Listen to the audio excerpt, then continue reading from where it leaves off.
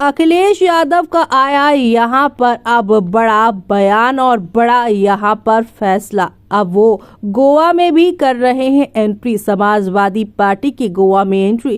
क्या कांग्रेस का खेल बिगाड़ सकते हैं सपा मुखिया अखिलेश यादव? चलेंगे जानेंगे खबर को विस्तार से। तब तक आप हमारे चैनल टीसी न्यूज चैनल को लाइक एंड सब्सक्राइब करना ना भूलें। उत्तर प्रदेश और गोवा में साल 2027 के विधानसभा चुनावों की तैयारियां शुरू हो गई हैं। इसी क्रम में समाजवादी पार्टी यानी सपा के प्रमुख अखिलेश यादव ने अपने यहां पर विश्वस्त सिपलसर और करीबी मनीष जगन अग्रवाल को सपा का राष्ट्रीय अध्यक्ष, व्यापार सभा और गोवा प्रदेश का प्रभारी बनाया है। ये फैसला सपा के राष्ट्रीय पार्टी बनने की दिशा में एक बड़ा कदम माना जा रहा है। गोवा में जहां वर्तमान में बीजेपी की सरकार और आम आदमी पार्टी के 2 विधायक हैं, सपा का प्रवेश कांग्रेस के लिए मुसीबत खड़ी कर सकता है। कांग्रेस जो यूपी में दबाव की राजनीति कर रही है, गोवा में सपा के एंट्री से खतरे में पड़ सकती है।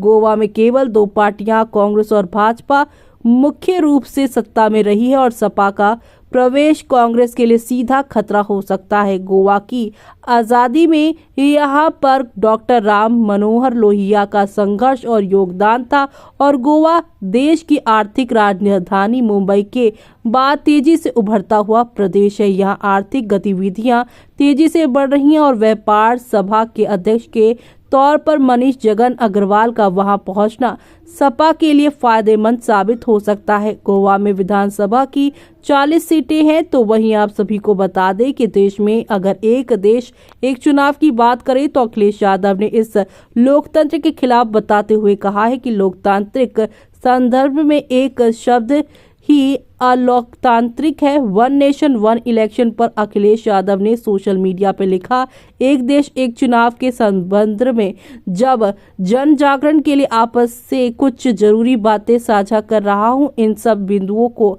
ध्यान से आप लोग पढ़िएगा क्योंकि इनका बहुत गहरा संबंध हमारे देश, प्रदेश, समाज, परिवार और हर एक व्यक्ति के वर्तमान और भविष्य से है। लोकतांत्रिक संबंधों में एक शब्द की अलोकतांत्रिक है।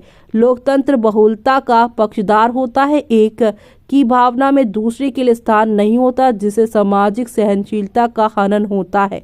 व्यक्तिगत स्तर पर एक का भाव अहंकार को जन्म देता है और सत्ता को तानाशाही बना देता है। एक देश एक चुनाव का फैसला सच्चे लोकतंत्र के लिए घातक साबित होगा और ये देश के संघीय ढांचे पर भी एक बड़ी चोट करेगा। इससे क्षेत्रीय मुद्दों का महत्व खत्म हो जाएगा और जनता उन बड़े दिखावटी मुद्दों के मायाजाल में फंस कर रह जाएगी जिन तक उनकी पहुंच ही नहीं है। हमारे देश में जब राज्य बनाए गए तो ये माना गया है कि एक तरह की भौगोलिक, भाषाई और उप सांस्कृतिक पृष्ठभूमि के क्षेत्रों को राज्य की एक इकाई के रूप में चिन्हित किया जाए। इसके पीछे की सोच ये भी थी कि ऐसे क्षेत्रों की समस्याएं और अपेक्षा एक सी होती हैं, इसलिए उन्हें एक मानकर नीचे से ऊपर की और ग्राम, विधानसभा, लोकसभा और राज्यसभा के स्तर तक जनप्रतिनिधि बनाया जाए।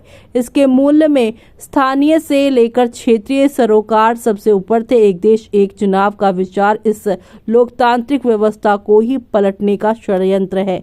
ऐसे में अब इस पूरे मामले पर आपका क्या कहना है, हमें कमेंट बॉक्स में कमेंट करके बताना बिल्कुल भी ना भूलें आप।